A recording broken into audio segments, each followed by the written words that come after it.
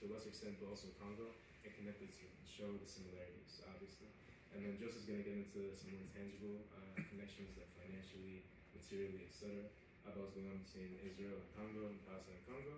And then Mamadou is going to talk about I was going to talk about a Pan-Africanist perspective, why Pan-Africanism is inherently anti-Zionist, and because it's anti-Zionist, then it's also anti-imperialist, and so on and so forth. So cool. So I'm going to take my ideological framework from 3 perspectives. So more generally, what's going on, and then 2, I want to talk about this war of negation and justification, in the sense that the oppressors in both contexts are either negating if they're doing anything and denying any culpability, or they're trying to justify what they're doing through victimhood. And then 3, I want to talk about material and ideological ties to the West, and to the US and UK in particular. But first, hopping into this first point, so more generally. So for both Rwanda and Israel, who are actually very close allies, in fact, there is a battle of ideas taking place. What we recently found out Fidel Castro said that idea, so it's not original, guys. Sorry. So this is a battle that will determine the narrative around each conflict. So all was going on with imperialism, just in general, is a war of ideas. So controlling the narrative, like from imperialism, from as long as it existed, colonialism has tried to have a narrative that these peoples, these darker people, quote unquote darker peoples across the world, need help and they need saviors, white saviors. These heathens need to be saved from themselves. That's why colonialism happened. Now it's saying, oh, these people can't regulate themselves, they can't govern themselves. I wonder why. There's obvious reasons as to why colonialism is implicated in that. But they're saying that's why we need colonialism now. And so much so they have, my dad's from Guyana actually, and I know like many Guyanese people have said, oh, it was better when colonialism was around. So this is how pervasive these ideas are. So what we're trying to do here today is deconstruct these ideas, deconstruct these myths, so we can fight against them.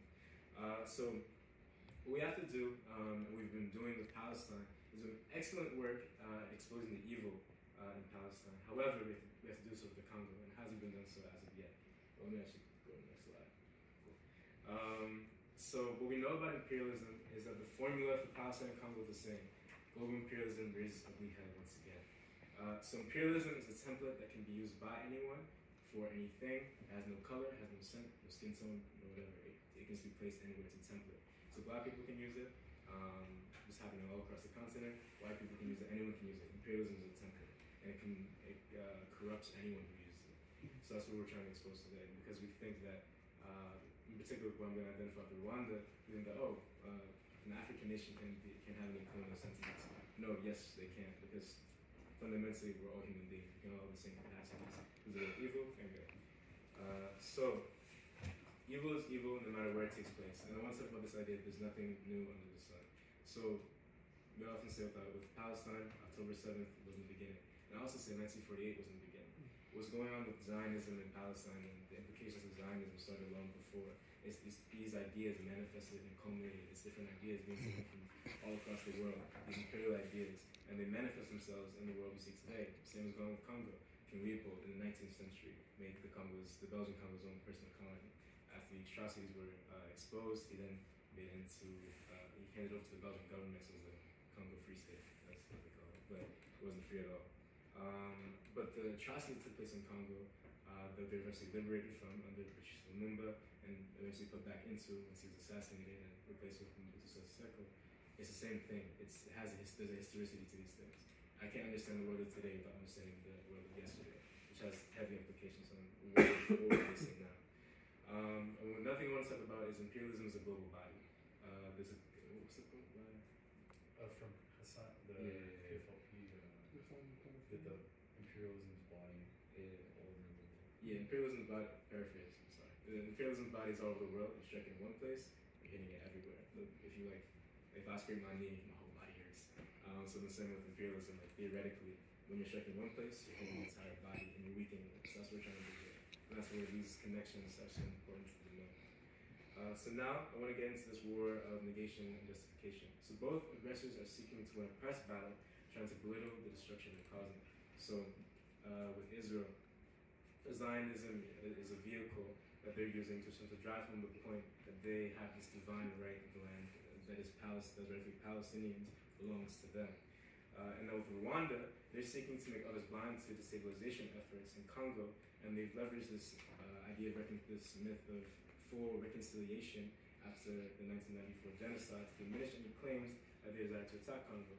Furthermore, they've weaponized the trauma of the genocide that occurred in 1994 to justify any action that they take in the name of defense. And as we've seen in Palestine, we know how destructive this idea of defense can be.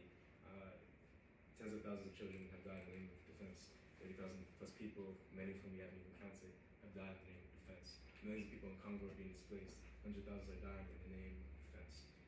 So, also something I want to outline is Rwanda isn't the only aggressor. It's a whole system, and we're going to talk about that in our teaching on Thursday, so we actually come to that. But I want to outline Rwanda as a key player in this, because I think it's very valuable to have an entity to work as someone who's causing the majority of the aggression. And Rwanda's US backed, it's UK backed, Uganda is also involved. There are many people implicated, but I want to point on Rwanda as the key entity implicated. So the reality of both situations is that these claims are false. Israel tries to hide behind the idea that they've tried everything and exhausted all options to initiate peace for the Palestinians. They take on this idea of victimhood. And Rwanda is doing the same thing. And then Israel, furthermore, has tried to have this biblical base that the land belongs to them. And this is divine right rule. I'm a Christian myself, so I have every argument in the book against why that's not true. That's not the point of this teaching. We can talk about that another time. So Rwanda also has convinced the world it's fully over a genocide that only happened a little over 30 years ago. 1994 is not that long ago. Some people here were born in 1994 or before 1994. Did I say that? But yeah, 1994 is not that long ago, guys. So I don't doubt that there's some progress in Rwanda, and I also don't see Rwanda or Rwandans as like this evil entity. I'm going to talk about that later, because even with pro-Palestinian organizing, we're not talking about being anti-Semitic, of course not. We're anti-Zionists, we're anti-imperialists. With being pro-Congolese, we're not anti-Rwandan. We're not anti-anybody really. We're anti-imperialists. We're against systems, we're against ideologies that propagate these ideas of violence against people.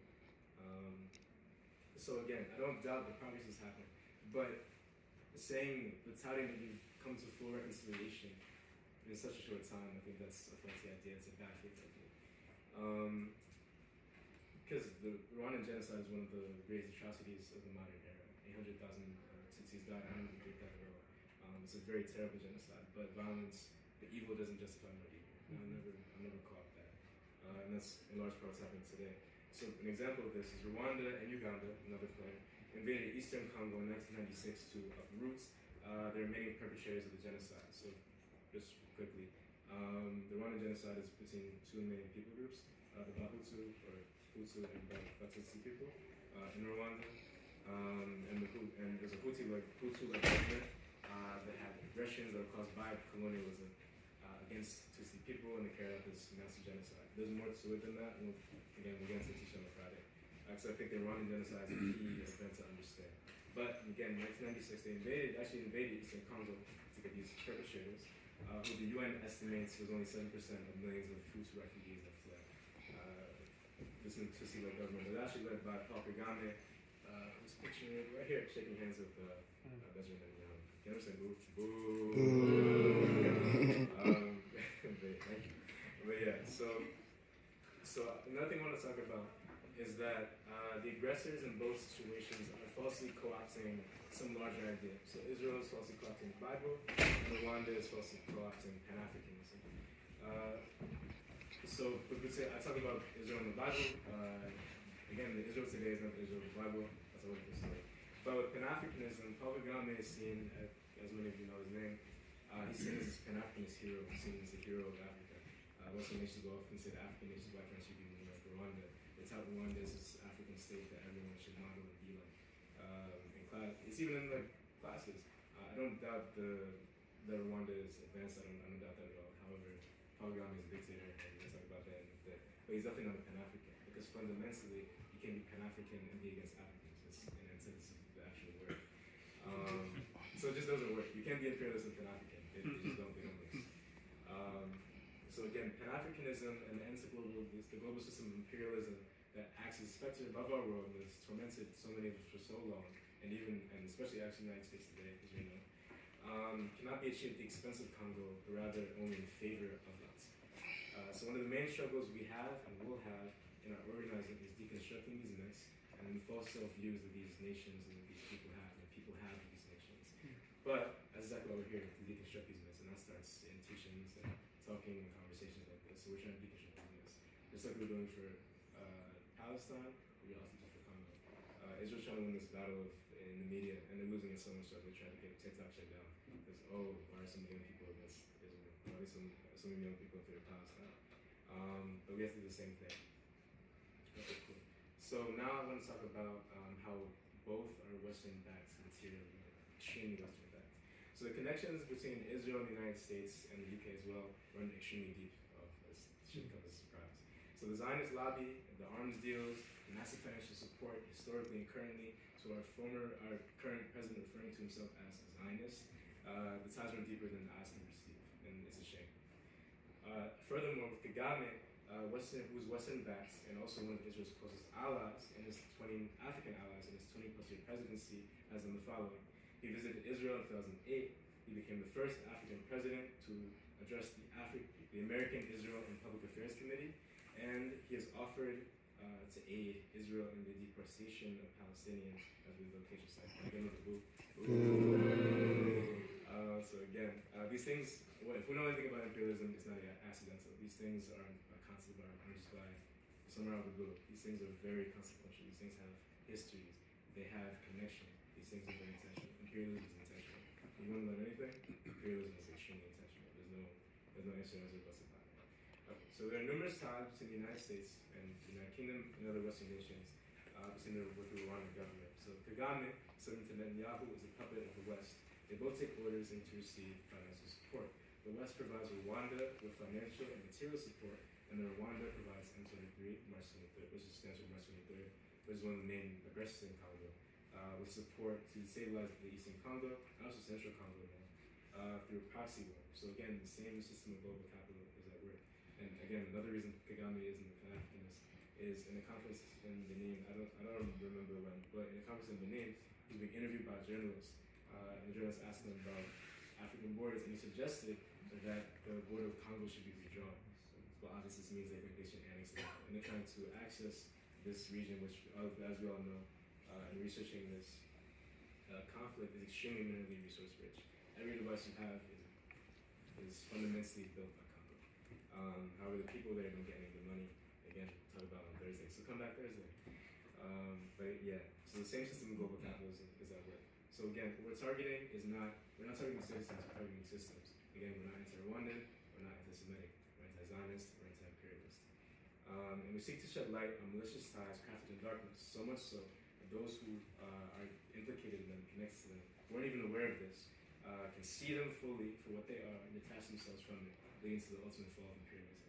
So we're trying to do it here today. Again, we're making connections because as imperialism is a global body and is very connected, these nations work together. We, as the oppressed by these nations, ought to work together to liberate one another. We can't free Palestine, not free Congo, we can't free Congo, not free Palestine. That's it from my side.